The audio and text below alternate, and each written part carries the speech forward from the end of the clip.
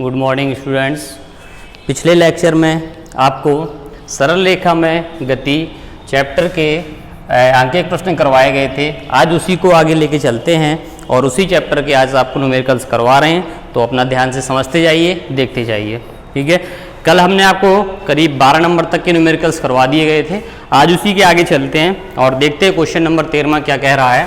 Question number 13 आपको दे रखा है, कह रहा है किसी प्रक्षेपण बिंदु जो कि पृथ्वी तल से h ऊंचाई पर है, ठीक है, एक वस्तु किसी नियत वेग से यदि ऊर्ध्वाधर ऊपर की ओर फेंकी जाती है तो 9 सेकंड बाद पृथ्वी से टकराती है। ठीक है, यानी आपको ये कंडीशन दे रखी है कि इस तरीके से ये आपका दे रखा है, कोई मीनार है और इसकी जो ऊंचाई दे रखी है वो क्या है, आपकी h ऊंचाई दे रखी है।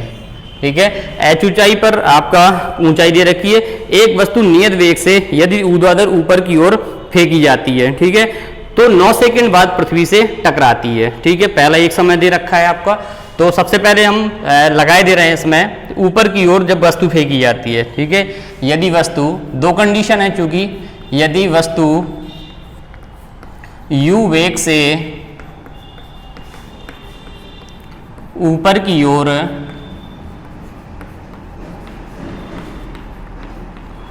फेंकी जाती है तब, ठीक है, h बराबर जो आपका इक्वेशन होता है वो क्या होता है, ut plus half gt square. अब यहाँ पर ये दे रखा है कि वो टाइम कितना है आपका, 9 सेकंड बाद वो पृथ्वी से टकराती है, तो टाइम आपको 9 सेकंड दे रखा है। ठीक है, और गुरुत्वीय त्वरण आपका g दे रखा है 10। ठीक है, तो आप रख दीजिए वैल्यू h बराबर, ऊपर की ओर फेंक रहे हैं तो माइनस u ले लेंगे, t की जगह आप अपना 9 रख देंगे, प्लस हाफ, g आपका 10 दे रखा है, t की जगह आप 9 रखेंगे तो 9 9 81 हो जाएगा आपका। ठीक है, ये हो जाएगा माइनस का 9u, 2 से काट दीजिए तो 5 आ जाएगा, प्लस 5 एकम 5, 8 पंच 40, 405 हो जाएगा। ये आपका h का मान निकल के आ गया। इक्वेशन क्या हो गया, पहला। अब वो कह रहा था कि इसी क्वेश्चन में आगे कह रहा था यदि उसी वेग से ऊर्ध्वाधर नीचे की ओर फेंकी जाए। अब वो क्या कह रहा है, यहां से पहुंच के अब क्या कर रहे हैं, उसी वेग से u वेग से नीचे, पहले u वेग से अपन लोग ऊपर भेज रहे थे तब टाइम दे रखा था 9 सेकेंड, अब u वेग से फेंक रहे हैं नीचे की ओर तब टाइम आपको दे रखा है कितना, 4 सेकंड का टाइम दे रखा है। ठीक है, अब लिखे दे रहे हैं u वेग से नीचे की ओर गति। ठीक है, जब नीचे की ओर गति करेगी तो h बराबर क्या लगा देंगे, ut plus half gt square. ठीक है, h की जगह h, u का मान प्लस u होगा, टाइम आपको कितना है 4 सेकेंड है, प्लस हाफ g आपका टाइम दे रखा है, टाइम आपका 4 चौको 16 हो जाएगा, 2 से काट दीजिए 5, ये हो जाएगा 4u प्लस 16 पंचे 80। ठीक है, तो ये आ गया h बराबर। अब देखो हाइट तो उसकी बराबर रहेगी, चाहे वस्तु को आप नीचे से ऊपर फेंकें चाहे ऊपर से नीचे फेंकें, आपकी हाइट इक्वल रहेगी। दोनों इक्वेशंस को आप बराबर रख दीजिए तो आपका कर देंगे फ्रॉम फर्स्ट एंड सेकंड, ये आपका आ जाएगा यहाँ से माइनस का 9u प्लस का 405 इक्वल 4u प्लस का 80, u सारे एक साइड कर दीजिए तो ये हो जाएगा 405 माइनस ये 80 साइड लिए जा रहे हैं तो माइनस का 80 इक्वल हो जाएगा 4u और प्लस का हो जाएगा आपका 9u, आप घटाएंगे तो 5 आ जाएगा। ठीक है, और 10 में से 8 जाएगा 2 हो जाएगा 325 हो जाएगा आपका इक्वल, और ये हो जाएगा 13u, यानी u इक्वल हो जाएगा 325 बटे कितना हो जाएगा 13, इतने मीटर प्रति सेकंड का वेग। अब क्वेश्चन में एक चीज और पूछी है, ये तो हमने यहाँ पर वेग निकाल दिया। क्वेश्चन आपसे कह रहा था कि यदि तो कितनी समय बाद पृथ्वी से टकराएगा और ऊंचाई, दो चीजें निकालनी थी। ठीक है, सबसे पहले आप ऊंचाई निकाल दीजिए। ठीक है, तो आप अपना समीकरण 2 किसी भी समीकरण में आप अपना मान रख दीजिए। ठीक है, चाहे आप इसमें मान रख दीजिए चाहे इसमें रख दीजिए। ठीक है, और 10 सेकेंड, जब आप सेकंड में रखोगे तो यहाँ से h इक्वल कितना आएगा, 4u का मान कितना रख देंगे 325 बटे 13 और प्लस का कितना है आपका 80, आप 4 से गुणा कर दीजिए तो ये हो जाएगा 4 पंचे 20। ठीक है, 4 दूनी 8 और 2 10, 4 × 3 12 और 1 1300 100/13 प्लस का क्या हो जाएगा 80, काट देंगे तो आपका 100 हो जाएगा, ये हो जाएगा आपका 180 मीटर। यानी आपकी उस मीनार की जो ऊंचाई है वो कितनी आ गई, आपकी 180 मीटर की ऊंचाई आ गई। अब इसी में वो कह रहा था कि यदि वस्तु को प्रक्षेपण बिंदु से स्वतंत्रता पूर्वक गिरने को छोड़ दिया जाए तो वह कितने समय पश्चात पृथ्वी से टकराएगी। अब वो कह रहा है कि वस्तु को यहां से क्या किया जाए, स्वतंत्रता पूर्वक छोड़ दिया। स्वतंत्रता पूर्वक छोड़ने का मतलब क्या है, u बराबर कितना हो जाए आपका 0 हो जाए, तब टाइम निकालना है। ठीक है, स्वतंत्रता पूर्वक छोड़ने पर, जब आप स्वतंत्रता पूर्वक फ्रीली छोड़ेंगे तो आप फॉर्मूला क्या होगा, ut प्लस हाफ GT² ही लगाएंगे। आपको हाइट कितनी है 180 मीटर, 180 रख दी हमने, u आपका 0 रहेगा, 1/2, g आपका 10 और t आपको निकालना है। तो ये हो जाएगा 180 बराबर 5t², तो t² इक्वल आ जाएगा 180/5, काट दीजिए, 5 × 3 = 15 और 3 बचेगा, 5 × 6 = 30, तो t का वर्गमूल t इक्वल आ जाएगा 6 सेकेंड। यानी 6 सेकेंड बाद वस्तु क्या हो जाएगी, आपकी नीचे की ओर पहुंच जाएगी। क्लियर हो गया। यानी क्वेश्चन एक बार और समझ लीजिए, प्रारंभ में क्या था कि वस्तु को वो नीचे से जब फेंक रहा था ऊपर की ओर, तो वो कह रहा है जैसे ही फेंकते हैं तो 9 सेकंड बाद वस्तु हमारी नीचे आ रही है। तो सबसे पहले ऊपर की ओर गति फेंकी तो हमने लगा दिया h बराबर ut प्लस हाफ GD², मान रख दिए, क्वेश्चन बन गया। अब वो कह रहा है ऊपर से अगर फेंकें तो वो 4 सेकंड लेती है, तो हमने ये क्वेश्चन बना लिया, दोनों को इक्वल रख के u निकाल दिया, u का मान उठा के किसी भी समीकरण में रख दिया और वहां से h का मान फाइंड कर लिया। अब वो कह रहा था अगर हम इसको फ्रीली छोड़ दें यहाँ से, भाई फ्रीली छोड़ने का मतलब क्या होता है कि आपकी वेलोसिटी क्या है, स्टार्टिंग में 0 है, तो आप यहाँ 0 रख दिया, हमने सॉल्व कर दिया, तो टाइम आपका आ गया 6 सेकंड का टाइम आपका लगा, ये निकल के आ गया। चलिए अगला क्वेश्चन आगे देखते हैं। किनारे हो सकता है थोड़ा सा नहीं दिख रहा था, उसको हम सही करे दे रहे हैं, अब आपको दिखने लगा होगा। चलिए अगला क्वेश्चन आपका इसी में करते हैं। आगे क्या दे रखा है देखिए,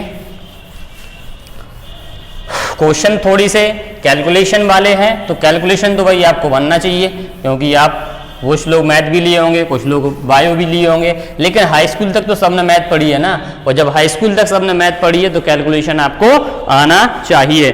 चलिए अगला क्वेश्चन देखते हैं। ठीक है, अगला क्वेश्चन दूसरे टाइप्स का एक मेथड है, देख लीजिए। क्वेश्चन ये कह रहा है कि स्थिति समीकरण दे रखा है आपको, एक तो x बराबर दे रखा है कितना 2t प्लस 3t²। ठीक है, और वो कह रहा है कि इससे आपको 3 चीजें निकालनी है। पहली चीज कह रहा है आप निकालो कण का प्रारंभिक वेग, कण का प्रारंभिक वेग। चलिए भाई, दूसरी चीज आपसे इसी में कह रहा है कि आप t बराबर 2 सेकंड बाद वेग निकालो, t बराबर 2 सेकंड बाद वेग निकालिए, तो 2 सेकंड बाद वेग निकाल देंगे। सी क्वेश्चन इसी में कह रहा है कि कण का त्वरण ज्ञात कीजिए, तो कण का त्वरण, यानी आपको ये 3 चीजें यहाँ पर निकालनी है। ठीक है, चलिए देखते हैं कैसे करना है, ध्यान दीजिए। सबसे पहले आपको स्थिति दे रखी है उसकी, तो स्थिति x इक्वल क्या है अपने पास 2t प्लस 3t²। आप क्या कर दीजिए, इसका डिफरेंशिएशन कर दीजिए। ठीक है, t के सापेक्ष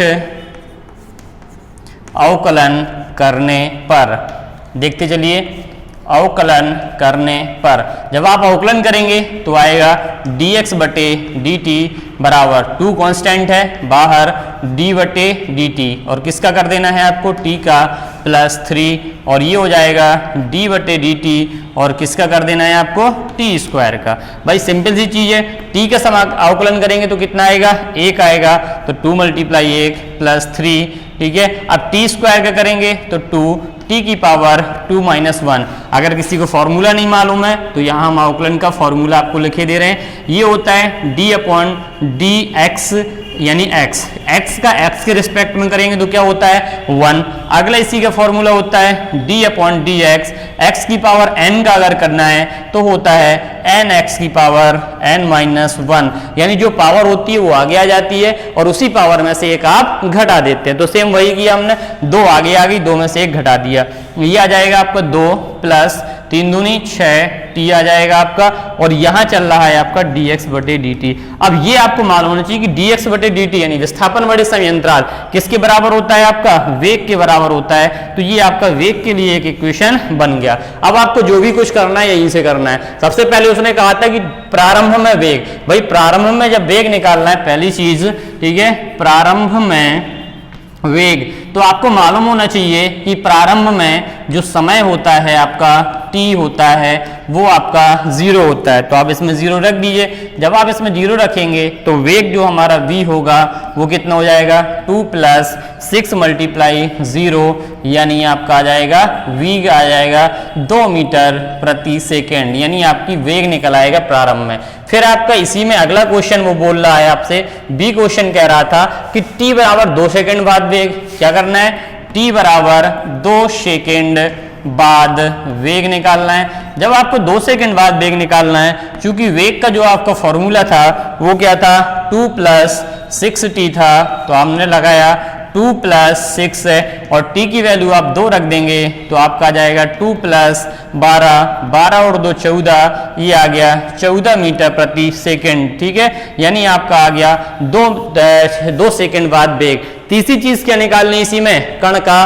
त्वरण निकालना है। तो यहां देख लीजिए आप, कण का त्वरण हम निकालते हैं, ठीक है, c निकालना है आपको, कण का त्वरण, ठीक है। जब कण का त्वरण निकालना है तो त्वरण a बराबर आपको याद होना चाहिए क्या होता है, dv बटे dt होता है, यानी वेग परिवर्तन की दर को त्वरण कहते हैं। वेग का इक्वेशन आपको ये निकला है 2 + 6t, आप मान रख दीजिए यहाँ, तो d/dt, और यहाँ पर आ जाएगा 2 + 6t, यानी आपको फिर से अवकलन कर देना है। तो d बटे dt सबसे पहले आप 2 का करेंगे, प्लस 6 को बाहर, d/dt आप t का अवकलन करेंगे। आपको ये याद होना चाहिए, कभी भी कांस्टेंट का अवकलन अगर आपको करना है, ठीक है, कांस्टेंट मतलब c का, तो वो क्या हो जाता है आपका 0 हो जाता है, यानी इसका अवकलन आपका 0 हो जाएगा, और t का अवकलन 1 हमने अभी पहले बताया ही है आपको, यानी ये आ जाएगा त्वरण a बराबर कितना आ जाएगा आपका 6 मीटर प्रति सेकेंड स्क्वायर। ये निकल के आ गया आपका, ऐसी रिलेशन निकल के आ गया। इस टाइप्स के सवाल बहुत आते हैं, तो ध्यान से देख लीजिएगा। चलिए कुछ हम इनको मैथ आपको एक अलग से हिंट करे दे रहे, क्या है, सिंपल सी बात है, कभी भी आपको विस्थापन का समीकरण दे, किनारे दिख रहा है या नहीं दिख रहा, ये एक बार चेक कर लेते हैं, ठीक है, हाँ दिख रहा है। कभी भी आपको विस्थापन का समीकरण दे दे और उससे आपको कहे कि आप वेग निकालो, ठीक है, विस्थापन से आपको वेग निकालने को बोल दे, आपको उठा के उसका t के सापेक्ष क्या कर देना है, आपको अवकलन कर देना है। कभी भी आपसे अगर वो कह दे कि विस्थापन से कह दे कि त्वरण निकालो, ठीक है, विस्थापन से वो क्या निकालने को कह दे, त्वरण, तो आपको d2x/dt2 मतलब 2 बार अवकलन कर देना है। या अगर 2 बार अवकलन नहीं करना है तो पहले आप इससे वेग निकाल दीजिए, वेग निकल आए फिर उसका अवकलन कर दीजिए, तो क्या निकल आएगा आपका त्वरण निकल आएगा। यानी यहां पर अवकलन करो आप उसका, ठीक है, फिर वेग निकालो, वेग प्राप्त हो जाए, फिर से आप अवकलन कर दो, तो क्या मिल जाएगा आपको, त्वरण मिल जाएगा। इस तरीके से आपको ये समझना है, ठीक है। चलिए आगे चलते हैं, अगला मेथड देखते हैं और नेक्स्ट क्वेश्चन देखते हैं क्या है नेक्स्ट क्वेश्चन। आज हम आपके इस चैप्टर्स के, इस लेसन के जो भी न्यूमेरिकल्स होंगे वो हम आपके आज खत्म किए दे रहे हैं। कल हम आपको नेक्स्ट लेसन जो इसका होगा वो स्टार्ट करवाएंगे। चलिए देखते हैं अगला क्वेश्चन क्या कहता है। अगला क्वेश्चन आपको दे रखा है, अब आपका एक टॉपिक हमने बताया था सापेक्षिक गति वाला, उसी से रिलेटेड क्वेश्चन है। क्वेश्चन आपको ये कह रहा है कि एक व्यक्ति नदी में जल की धारा की दिशा तथा धारा की विपरीत दिशा में 25 किलोमीटर प्रति घंटे और 15 किलोमीटर प्रति घंटे की दर से तैरता है। यदि नदी में जल की धारा की दिशा में, यानी सबसे पहली चीज दे रही है व्यक्ति की चाल, ठीक है, नदी की धारा की दिशा में ये आपको दे रखा है, ठीक है, और कितनी दे रखी है, 25 किलोमीटर प्रति घंटा, ठीक है। इसके बाद व्यक्ति की चाल दे रखी है और धारा के विपरीत दिशा में, ठीक है, व्यक्ति की चाल, ठीक है, नदी के धारा की विपरीत दिशा में, ठीक है। और विपरीत दिशा में कितनी दे रखी है, विपरीत दिशा में दे रखी है 15 किलोमीटर प्रति घंटा। सबसे पहले मान ले रहे हम कि व्यक्ति की तैरने की चाल कितनी है, माना व्यक्ति की चाल क्या है आपकी v किलोमीटर प्रति घंटा, और नदी की चाल या नदी की धारा की चाल, ठीक है, वो माने ले रहे कितनी है x किलोमीटर प्रति घंटा। दोनों की वैल्यू हमने क्या कर दी यहाँ पर मान ली। अब पहली कंडीशन में जब दोनों सेम डायरेक्शन में हैं, ठीक है, सेम डायरेक्शन की स्थिति में आपको दोनों की चालें क्या हो जाएंगी, जुड़ जाएंगी। और ये आपको सेम दिशा में कितनी चाल दे रखी है 25। इक्वेशन फर्स्ट हो गया। अपोजिट डायरेक्शन में जब दोनों विपरीत दिशा में हैं तो विपरीत दिशा में आपको दे रखी है v माइनस एक्स, और ये कितना है अपने पास 15 किलोमीटर। इक्वेशन सेकंड हो गया। दोनों को आप ऐड कर दीजिए, दोनों को जोड़ेंगे, x से x कैंसिल, 2v बराबर हो जाएगा आपका 40, v बराबर हो जाएगा आपका 20 किलोमीटर प्रति घंटा, यानी v आ गई है। जब v मिल गया किसी भी इक्वेशन में मान रख दो, चूंकि v प्लस एक्स इक्वल होता है 25, v की जगह आप 20 रख देंगे, 20 प्लस एक्स इक्वल 25, तो x इक्वल निकल के आ जाएगा 5 किलोमीटर प्रति घंटा। यानी ये निकल आएगी कि आपकी इंसान है, जो व्यक्ति है, उसकी चाल आपकी 20 किलोमीटर प्रति घंटा है, और जो आपका नाव है, वो जो आपकी नदी है, उसकी स्पीड आपकी 5 किलोमीटर प्रति घंटे की स्पीड से वो चल रही है या बह रही है। चलिए अगला क्वेश्चन देख लीजिए। अगला भी इसी तरीके का है आपका क्वेश्चन क्या रहा है कि दो रेलगाड़ियां ए तथा बी समांतर पटरियों पर 60 किलोमीटर प्रति घंटे की चाल से और 45 किलोमीटर प्रति घंटे की चाल से। ए रेलगाड़ी की चाल सबसे पहले है अपनी ए रेलगाड़ी, ठीक है, सबसे पहले ए रेलगाड़ी की चाल दे रखी है आपको, ठीक है, इसको हमने कह दिया VA, और VA आपको दे रखी है कितनी 60 किलोमीटर प्रति घंटा। इसके बाद आपको B रेलगाड़ी की चाल दे रखी है, यानी VB दे रखी है आपको 45 किलोमीटर प्रति घंटा दे रखी है। दो हो गई आपकी ये। अब वो कह रहा है कि इनके आपेक्षिक वेग निकालना है। कौन से वेग निकालना है आपको, आपेक्षिक वेग, ठीक है, आपेक्षिक वेग आपको ज्ञात करना है। कब कब ज्ञात करना है, पहली केस में दोनों एक ही दिशा में जा रही हों, दोनों एक ही दिशा में गति करें तब निकालना है। और दूसरा क्या है कि दोनों विपरीत दिशा में गति करें। सिंपल सी चीज है। जब पहला केस हम कर रहे हैं कि एक ही दिशा, मतलब समान दिशा की जब हम बात करेंगे, समान दिशा की जब हम बात करेंगे, तब आपका आपेक्षिक वेग,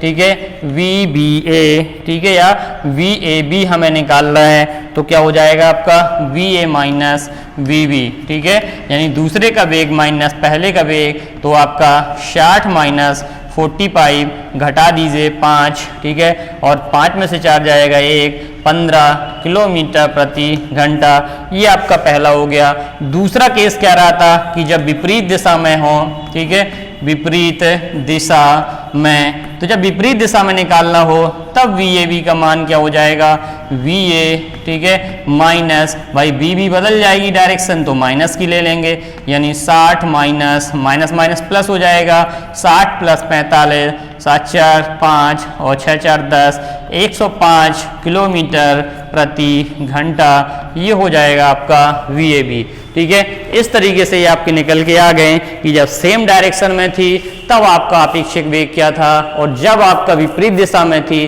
तब आपका अपेक्षित वेग क्या था। ये दोनों आपके निकल के आ गए हैं। चलिए एक क्वेश्चन और कर देते हैं, थोड़ा सा हटके क्वेश्चन है, इसके बाद लेसन ये समाप्ति की ओर है। अगला क्वेश्चन करते हैं। एक चीज़ और, आप लोग तैयारी करते रहिए, घर में पढ़ते रहिए जितना हो गया है, क्योंकि जब भी स्कूल आपके ओपन होंगे तो यहीं के आगे करवाया जाएगा। इस भ्रम में कभी भी मत रहिएगा कि आपको फिर से स्टार्टिंग से कुछ होगा, क्योंकि टाइम इतना आपके पास है नहीं है। तो आप अपना कंटिन्यू नोट्स बनाते जाइएगा, करते जाइएगा। क्वेश्चन अगला दे रखा है आपको। क्वेश्चन कह रहा है कि दो शहरों ए और बी से दो कारें एक दूसरे की ओर चलना प्रारंभ करती हैं। दो शहर हैं, ठीक है, पहला आपका ए सिटी है और दूसरी आपकी बी है। एक कार जा रही है अपना ए से बी की ओर और एक आपकी बी से ए की ओर जा रही है, ठीक है। दोनों शहरों के बीच की दूरी 480 किलोमीटर है, यानी इनके जो मिडिल डिस्टेंस है दोनों शहरों की वो कितनी है, 480 किलोमीटर है, ठीक है। अब कह रहा है कि पहली कार ए से बी तक पहुंचने में 8 घंटे लेती है, ठीक है, यानी पहली कार जब यहां से जा रही है तो वो कितने घंटे ले रही है, 8 घंटे, और दूसरी कार है वो आपकी ले रही है, ठीक है, जबकि दूसरी कार ले रही है आपकी 12 घंटे ले रही है, ठीक है। तो गणना कीजिए कि कब और कहां दोनों परस्पर एक दूसरे को मिलती हैं। तो सबसे पहले माने ले रहे कि माना पहली कार की चाल, ठीक है, बराबर v1। इसके बाद मान रहे हैं अपना दूसरी कार की चाल, ठीक है, और दूसरी कार की चाल कितनी मान ली हमने, v2 मान ली है। सबसे पहले तो v1 का मान निकाल लीजिए, ठीक है, पहली कार की चाल v1 हम डायरेक्ट यही निकाले दे रहे हैं। चाल बराबर कितना होता है, दूरी बटे समय होता है, ठीक है। दूरी कितनी है आपकी 480, ठीक है, और समय कितना है, पहली कार 8 घंटे ले रही है, 8 × 48 यानी 60 आ गया, और स्पीड किलोमीटर प्रति घंटे दूसरे की निकालोगे तो फिर से यही फॉर्मूला लगाओगे, दूरी बटे क्या होता है समय, 4 बराबर दूरी बटे समय, ठीक है। तो ये वाला लगा दिया आपका। अब दूरी 480 ही है, समय लेकिन यहाँ पर आपको 12 घंटे लग रहे हैं, 12 दूनी 24, 12 3 36, 12 चौक 48 यानी 40 किलोमीटर प्रति घंटा। ये आपका निकल के आ गया दोनों की चाल, यानी आपको v1 मिल गई है कितनी, 60 किलोमीटर प्रति घंटा, ठीक है। इसके बाद आपको v2 मिल गई है 40 किलोमीटर प्रति घंटा।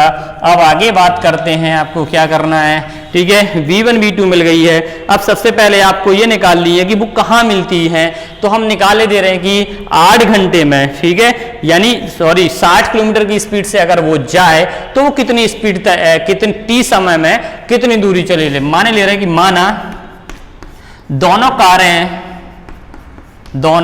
कारें एक दूसरे को t घंटे बाद मिलती हैं। जब t घंटे बाद मिलती हैं तो हम t घंटे में इसके द्वारा चली गई दूरी t घंटे में, ठीक है, पहली कार के द्वारा चली गई दूरी निकालें। तो दूरी S1 मान लिया, दूरी बराबर होता है चाल गुणा समय, ठीक है। तो आपको पता है चाल हमारी कितनी है, पहली कार की 60 है, समय हमने t माना तो S1 आ गया 60t, ठीक है। इसके बाद हम निकाले ले रहे हैं अपना दूसरी कार t घंटे द्वारा, दूसरी कार, ठीक है, द्वारा चली गई दूरी S2। तो S2 बराबर कितना हो जाएगा 40t। ये फर्स्ट इक्वेशन मान लो, ये सेकंड। चूंकि आपको ये तो पता ही है कि S1 प्लस S2 का जो मान है वो टोटल आपका 480 है। टोटल दूरी S1 का मान कितना है 60t निकाला है, S2 का मान 40t निकाला है, और यहाँ पर बराबर कितना है आपका 480। जोड़ दीजिए तो ये हो जाएगा आपका 60 + 40, आप जोड़ देंगे तो आपका आएगा 100t, ठीक है। 100t बराबर 480। यहाँ से आप टाइम निकालेंगे तो 480 डिवाइड बाई 100 जब आप करेंगे तो 4.8 घंटे ये निकल के आपका आ गया टाइम, ठीक है। अब आगे वो क्या कह रहा था कि कहाँ, तो सिंपल सी बात है, आप अपना t1 यहाँ रख दीजिए, किसी में भी रख दीजिए S1 में, ठीक है। तो S1 आपका निकल के आ जाएगी कितना है 60t, तो आ जाएगा 60 गुणा 4.8 गुणा कर दीजिए 0, 8 × 48, 4 6 चौको 24 4 28, यानी ये आपका आ जाएगा कितना 288 आ गया किलोमीटर। यानी 288 किलोमीटर बाद वो एक दूसरे को क्या करेंगी, क्रॉस करेंगी। और यही हमें निकालना था कि दोनों कारें कब एक दूसरे को कहाँ पर क्रॉस करेंगी। तो आपका निकल के आ गया कि दोनों कारें एक दूसरे को 288 किलोमीटर बाद क्रॉस करेंगी। तो आज के लिए आपका इतना ही, लेसन भी आपका पूरा हो गया है। कल आपको अगला लेसन स्टार्ट कराया जाएगा, तो अपना पढ़ते रहिए ध्यान से, घर में सुरक्षित रहिए। और जितने लेसन अभी आपके हो गए हैं, ये आज सरल रेखा में गति जो आपका चैप्टर था ये निपट गया, फिनिश हो गया है। तो इस लेसन तक आप अपनी तैयारी कर लीजिएगा। कल हम आपको इसी लेसन को अगले लेसन को हम आपको करवाएंगे। अगला लेसन शायद सदिश विश्लेषण है आपका, बहुत मोस्ट टॉपिक है, बहुत अच्छा टॉपिक है। तो कल हम उसको स्टार्ट करेंगे। आज के लिए इतना ही, पढ़िए, धन्यवाद।